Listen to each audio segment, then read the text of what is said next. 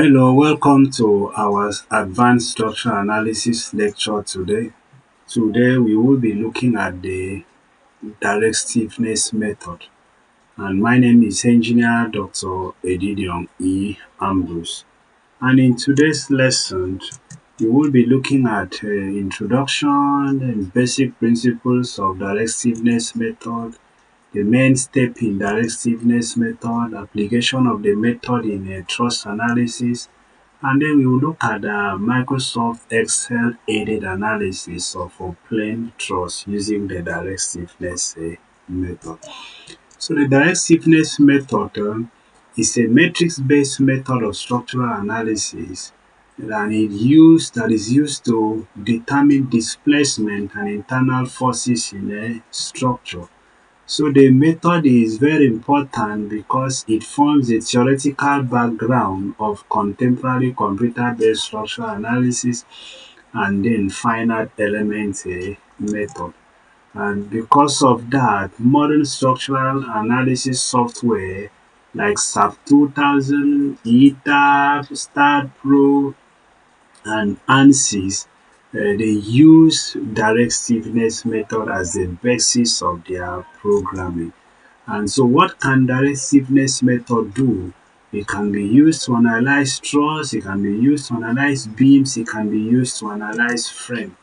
And so the method works on the principle that force is equal to stiffness multiplied by displacement. So if you find the forces in a member on a structure can be related to the stiffness of that member and the displacement in the member. And so in direct stiffness method, what we do is that for each structural member, we find a relationship between the force at its end and the corresponding displacement and those ends. And so let's look at the basic principles of direct stiffness method. The method is based on the force displacement relationship like we have said, and this is the relationship. The relationship says that F is equal to K multiplied by delta, where F is a nodal force vector and K is a stiffness matrix, and then delta is a nodal displacement vector. You can see that this is a matrix representation. If you don't understand it at this point, no problem. As we proceed, you are bound to understand better. And so what does direct stiffness method do?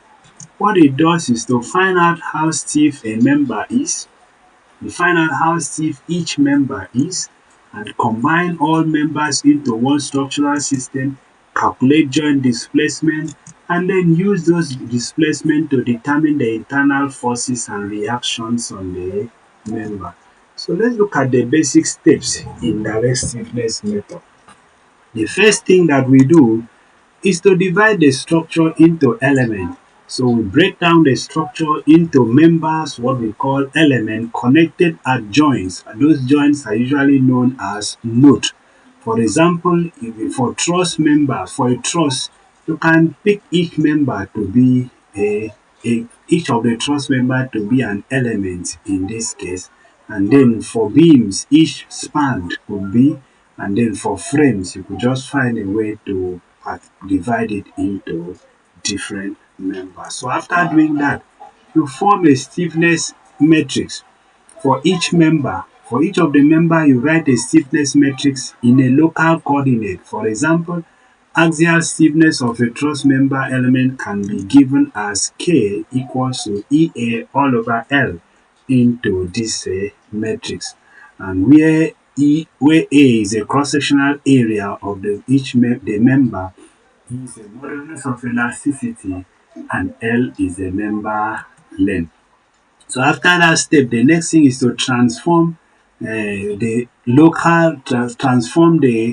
stiffness matrix from the local coordinate to the global coordinate, taking into consideration the position and the orientation of each member.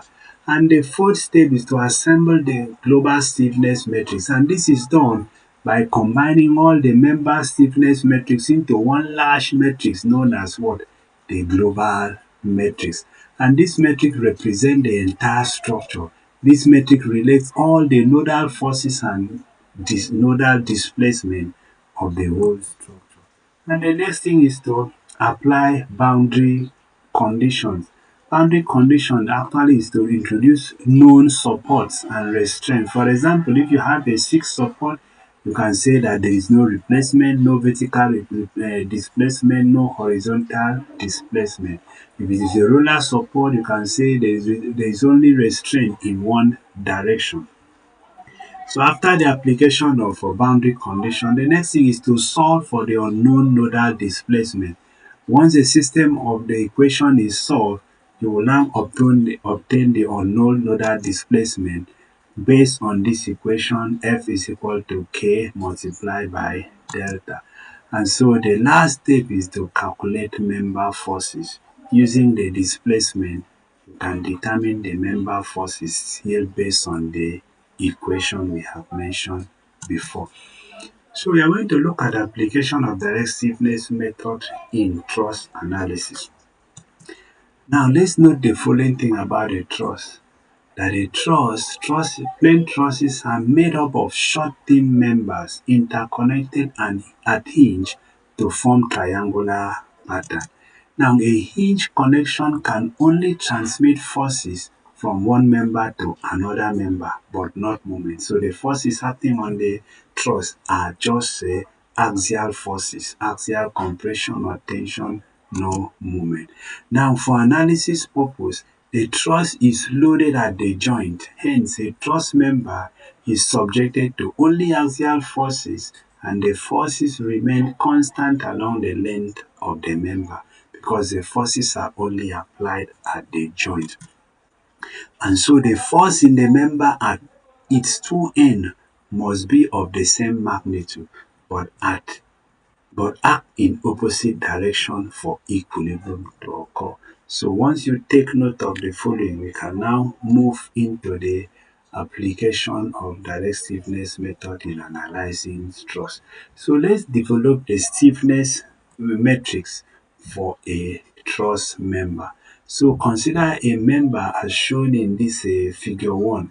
This member is in local coordinate system. The local coordinate system small x, a lowercase x and y.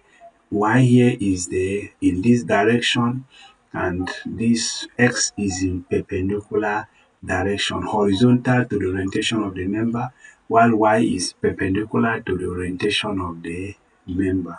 So with this, let's now introduce A, member property. A, we have defined A to be cross-sectional area.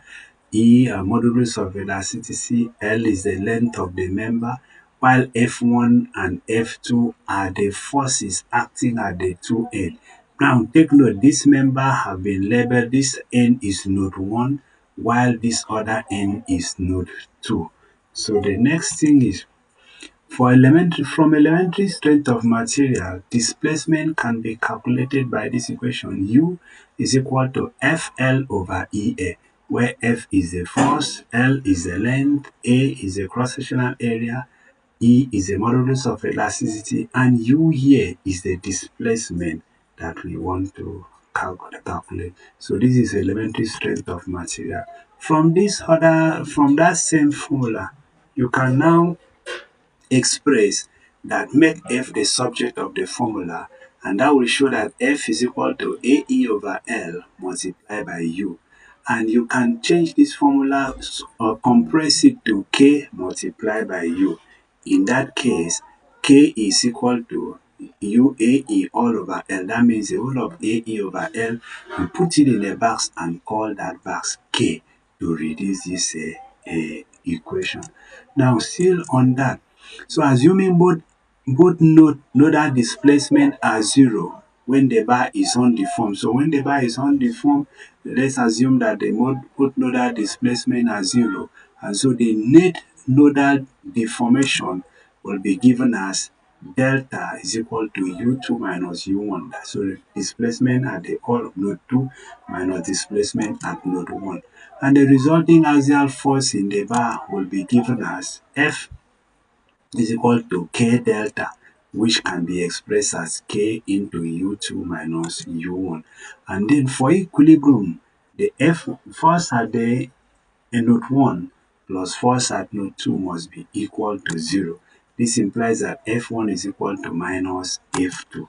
And so in terms of the applied nodal forces, we can now write the equation for F1 and F2. And F1 is given by this and F2 is given by this. And so from here, we can now rearrange this equation in this way, that Ku1 minus Ku2 is equal to F1 minus Ku1 plus Ku2 is equal to F2.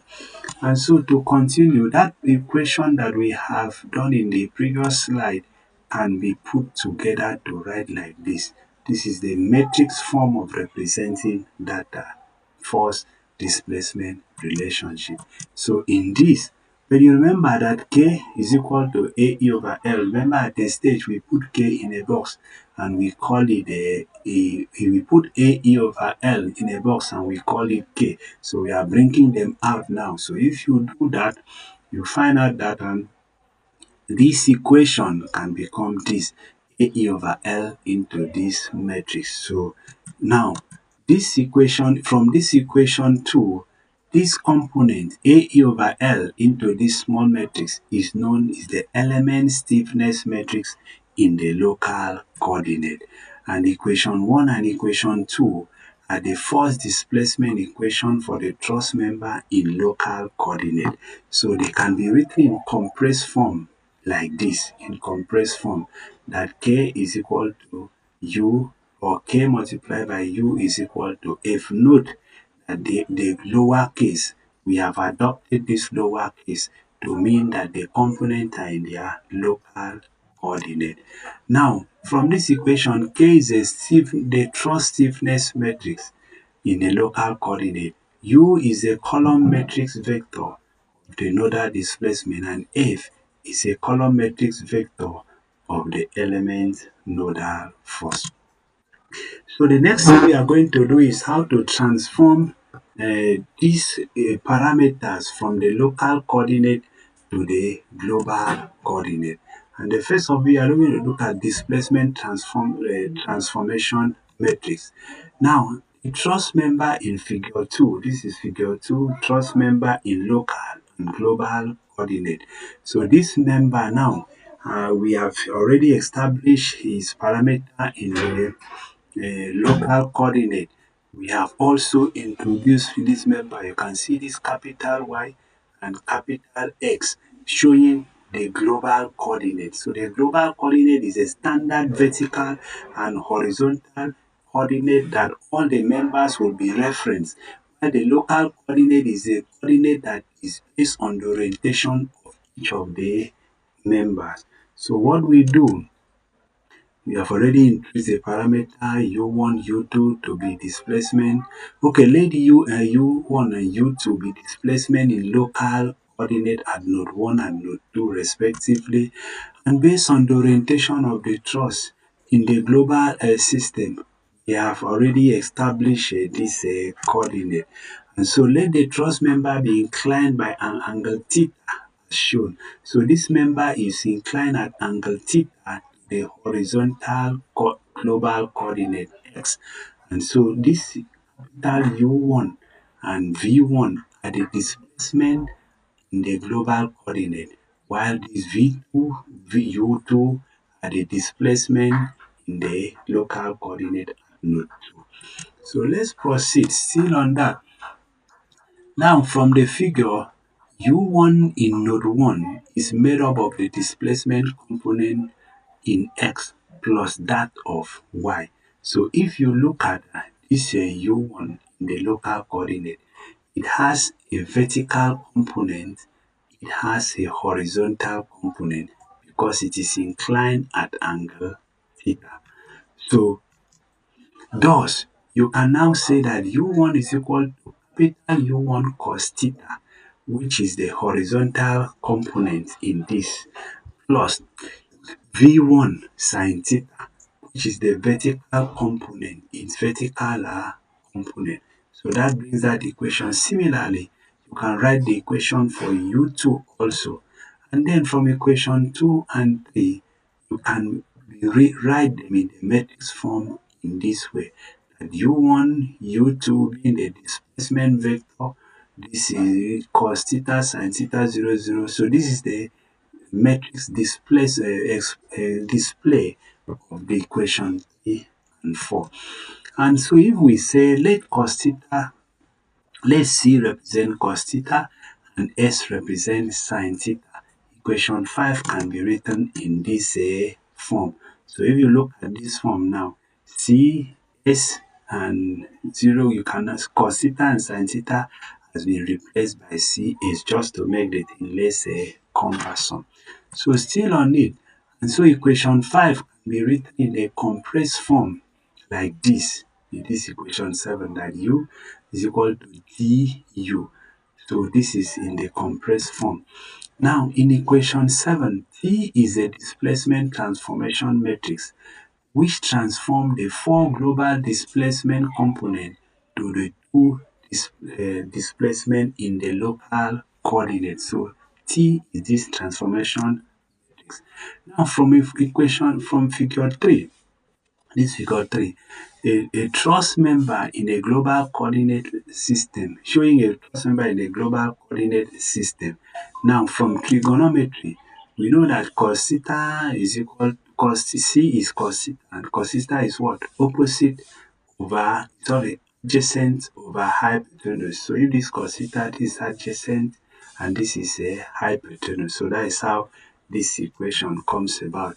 And in the same way, sin theta is S is equal to sin theta and is equal to opposite over hypotenuse. Remember SOHCAHTOA. So this is theta, this is opposite, this is hypotenuse. So this with this we can use to find S and C.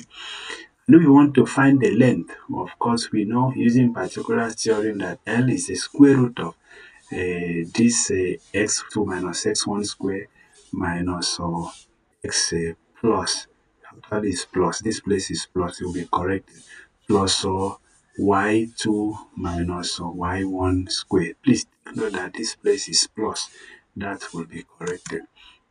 And so let's look at the first transformation matrix. So if F1 and F2 are the forces at node 1 and node 2 in the local coordinate, and of course we know U2, U1, U2 are the displacement at node 1 and node 2 at the local coordinate.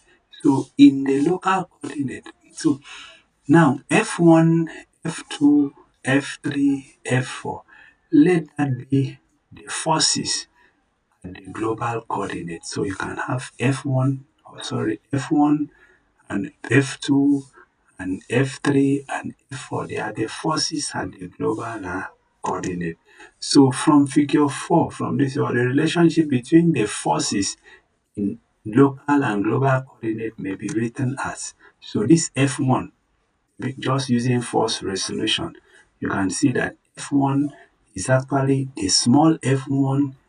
If you find its component in the horizontal reaction, it will now be F1 cos theta. So we can now have this F1 is equal to small f1 cos theta, and capital F2 is equal to F1 sin. All this happen in node 1. In similar case, this will happen in node 2, F3 equals to F2 cos theta, F4 is equal to F2 sin theta. So if we go ahead, we can combine all those and write this equation in the matrix form like this. And comparing equation 11 with equation 5 and 6, you can see at 5, 6, and 7, it should be observed that the matrix, this particular matrix form, this one, is actually a transpose of the displacement transformation matrix which we have formed. Hence, we can now say that equation 11 can be written in the compressed form. So this equation 11 in the compressed form, this particular matrix, we know that this is a transpose of the previous matrix T that we had at the other one. So we can now say from this equation, F is a global component of the force and matrix F, the small f, is a component of the force in the local coordinate. And from equation 12, it transforms the force in the local coordinate to the force in the global coordinate system. This is accomplished by the transformation matrix T transpose. So T transpose is a transformation matrix that we can use. Now note, the first transformation matrix T transpose is a transpose of the displacement transformation matrix.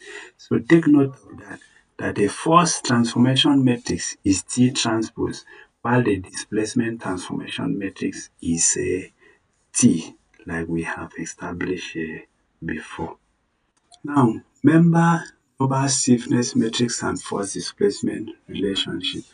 And recall that the force displacement equation for a truss is given by this equation K multiplied by U is equal to F. We have established that before.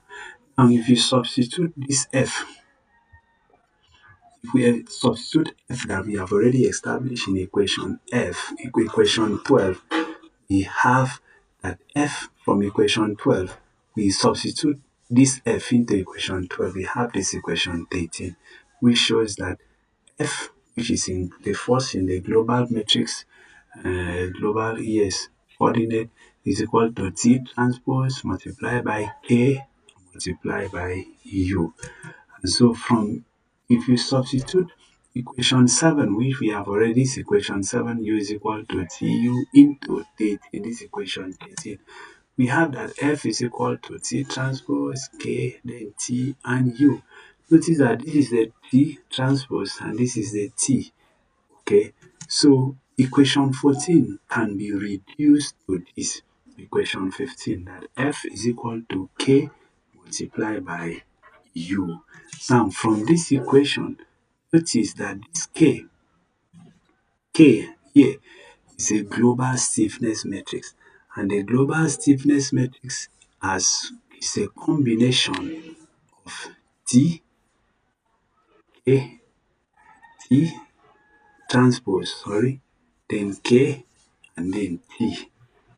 Now, equation 14, we have said, represent the member force displacement equation in the global coordinate. So, in the global coordinate, this equation 14, which have been suppressed to equation 15, is actually the member force displacement relationship in the global.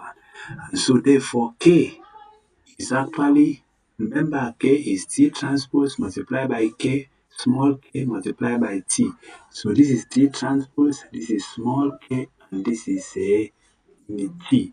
So if we multiply this out, this is what we will have. That K is equal to AE over L cos square theta, cos theta sin theta minus cos square theta. So this is what we have.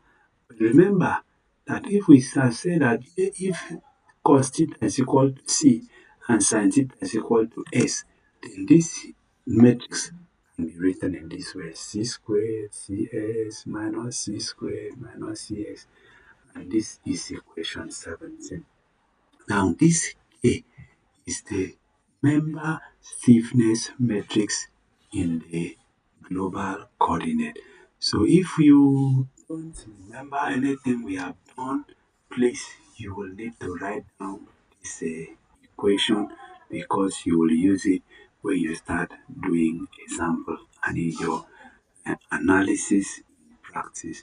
So at this moment, this is where you are going to pause for this part 1. Remember to watch part 2 of this video. In part 2, we will start calculating examples for you to understand this thing better.